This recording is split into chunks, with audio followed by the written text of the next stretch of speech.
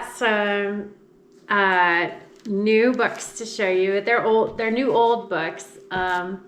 We ended up in Parker, Colorado, and we were running around, and we ended up in the bookstore, and they had a little bookshop, a little used bookshop in the bookstore. So we ended up finding some really cool books. This one is Country Paint Techniques, and it's really cool because because we're trying to remodel our house and redecorate our house, and it has this book has so much fun stuff in it. From like this is from Country Living magazine in the 90s, which, as you're gonna find out, that I'm totally obsessed with this kind of stuff. But it has all like the faux painting and the crackling, which I'm not even like a big fan of crackling, but what I do love is the decor in these books is so rich, and I really miss that with the modern era. It's like everything is so minimal, and there's a lot of wood, a lot of texture, a lot of old-fashioned things in here, and I think that's really beautiful. I really love this picture. So this book, I just have been spending so much time just looking at the pictures. I haven't even gotten into the words yet, but it's been so much fun.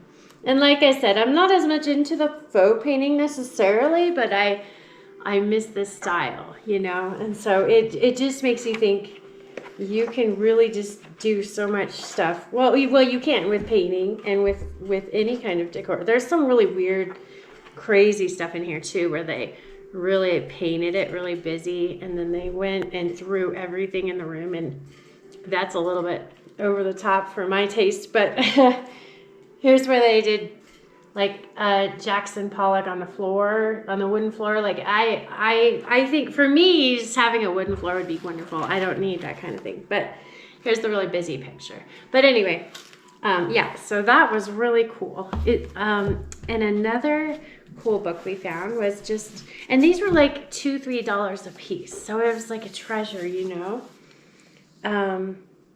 Terracotta Pots with Style. These books are both from like 1998. Okay, a really great era, I think. Just the use of terracotta pots in the garden, and I mean, I haven't read it a lot, but the few things I have read, I realized that the author was really obsessed with these pots and really obsessed with the garden. And it's really cool to see things from the perspective from someone who cares about it so much. I really like this archway here and these steps. This is really nice. So these are some fun treasures that we found.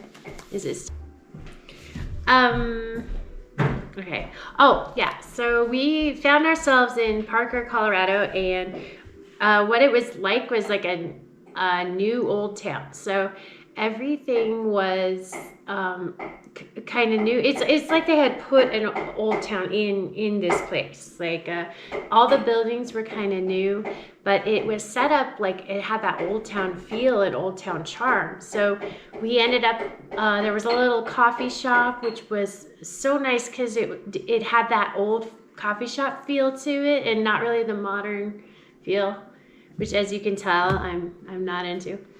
And there was a little local shop that had all kinds of neat things when we walked in. Rico really liked the way the entryway had like bricks in a circle, and that was really cool. We were thinking a fun thing to do for an entryway.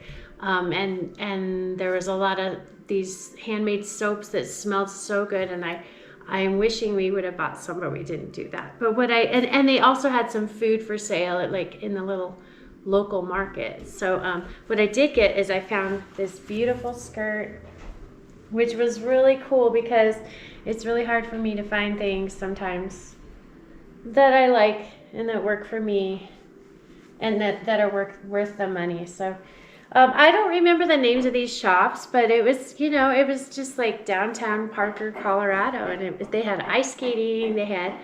The library was there, all kinds of. It was a fun day, so I wanted to share those treasures with you. Another thing I can share with you today is that since I'm still hand sewing, I'm just working on just a little sachet for our room, and it's just it's a little tree flannel fabric, and I'm just gonna put some eucalyptus and other herbs in there, and you can hang it on I thought it'd be fun to hang it from the curtain, and then when the wind blows in through the window, it could freshen the room or something like that. So still hand sewing, and going good with that. But one of these days maybe we will fix the sewing machine, but I just haven't had time to think about that.